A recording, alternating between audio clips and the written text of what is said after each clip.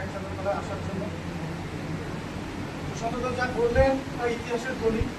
এটা সত্যি কথা যে 21শে জুলাই যে আন্দোলন হয়েছিল সেই আন্দোলনটা আইডেন্টি কার্ডের জন্য ছিল, কিন্তু আগামী দিনে যে 21শে জুলাই আছে সেটা বাঙালি সত্তা রক্ষার জন্য আছে। বিভিন্ন জায়গায় বাংলা ভাষা বলাতে যদি বাঙালিকে হেনস্থা হতে হয়, যদি এই কারণে আমাদের জেলে যেতে হয় যে আমরা বাংলা ভাষা বলি, তাহলে 21শে ফেব্রুয়ারি যে আন্তর্জাতিক ভাষা দিবস পালন হয় সেই ভাষা দিবসের লড়াই আরেকবার দেখতে হবে 21শে জুলাই মঞ্চ।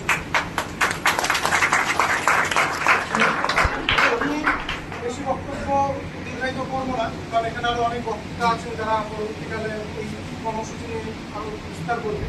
শুধু আমি এখানে 2-3টে বিষয় নিয়ে আলোকপাত করবো। 21 মানে শুধুমাত্র দ্বীপের বর্ণ নয়, 21 মানে একটা আবেগ, 21 মানে একটা লড়াই। 21শে ফেব্রুয়ারি বা 21শে জুলাই হোক, বাঙালি কিন্তু লড়াই করতে ভুলিনি, ভুলবে না। তাই 2026 সালে যে 21শে জুলাই আসবে, চতুর্থবারের জন্য মুখ্যমন্ত্রী মমতা বন্দ্যোপাধ্যায় ওখানে দাঁড়িয়ে বক্তব্য রাখবে। এই প্রতিজ্ঞা নিয়ে আমরা 21শে জুলাইয়ের মঞ্চে যাব এবং নমশূদ্র উদ্বাস্তু শ্রেণীর শুধু নয়, নমশূদ্র শ্রেণীর মানুষরা সামনের দিকে এগোবে এবং এগিয়ে এই বাঙালি জাতিকে আগামী দিনে রক্ষা করার জন্য আমরা এক বিস্তার ভূমিকা পালন করি। ধন্যবাদ। এবার আপনাদের এখানে সংক্ষিপ্ত বক্তব্য রাখবে